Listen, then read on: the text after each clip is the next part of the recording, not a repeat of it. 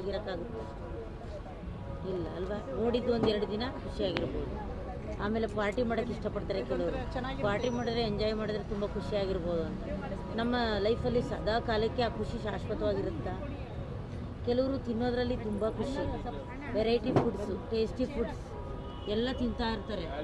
ಆ ಶಾಶ್ವತ ಉಳಿಯುತ್ತಾ ಖುಷಿ, ಆ ಸಂತೋಷ ಇಲ್ಲ ಅಲ್ವಾ? ಮನಿ, ಕೆಲವರು ಹಣ ಸಂಪಾದನೆ ಮಾಡೋದೇ ಗುರಿಯಾಗಿ ಇಟ್ಕೊಂಡಿರ್ತಾರೆ, ಅದರಿಂದ ಸುಖ ಶಾಂತಿ ಸಿಗುತ್ತೆ ಅಂತ ಅಂದ್ಕೊಂಡಿರ್ತಾರೆ. ಅಂದರೆ ಶಾಶ್ವತವಾದ ಸಂತೋಷ ಅದರಿಂದ ಸಿಗುತ್ತಾ? ಸಿಗಲ್ಲ. ಶಾಶ್ವತವಾದ ಸಂತೋಷ ಖುಷಿ ನಮ್ಗೆ ಸಿಗಬೇಕು ಅಂದರೆ ಇವು 3, 4 ಇಲ್ಲದವ್ರೂ ಕೂಡ ನಾವು ಇರ್ಬೋದು. ಹೇಗೆ ಅಂದರೆ ಭಗವಂತನ ಜೊತೆ ನಾವು ಸಂಬಂಧ ಜೋಡಿಸೋದ್ರಿಂದ, ನಮ್ಮ ಮನಸ್ಸು ಮತ್ತು ಬುದ್ಧಿಯನ್ನು ಭಗವಂತನ ಜೊತೆ ಜೋಡಿಸಿದಾಗ ನಾವು ಸದಾ ಖುಷಿಯಾಗಿರ್ತೀವಿ.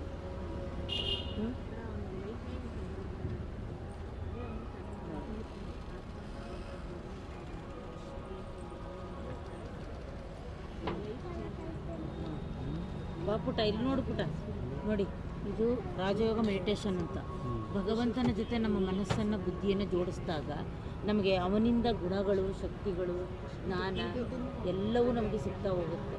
ಅವನ ಸಮಾನ ನಾವು ಆಗ್ತೀವಿ. ಸದಾ ನಮ್ಮ ಜೀವನದಲ್ಲಿ ಸುಖ, ಶಾಂತಿ, ನೆಮ್ಮದಿಯಾಗಿ, ಸಂತೋಷವಾಗಿ ನಾವು ಇರ್ತೀವಿ. ಆದ್ದರಿಂದ ಭಗವಂತನ ಜೊತೆ ಸುಖದ, ಆನಂದದ ಅನುಭೂತಿ ಮಾಡಬೇಕು, ಅನುಭವ ಮಾಡಬೇಕು ಅಂದರೆ ಅಲ್ಲಿ ಕಂಪ್ಯೂಟರೈಸ್ಡ್ ಇದೆ. ಮಾಡಿ ಮೆಡಿಟೇಷನ್ ಫೀಲ್ ಮಾಡಿ. ಸರಿ.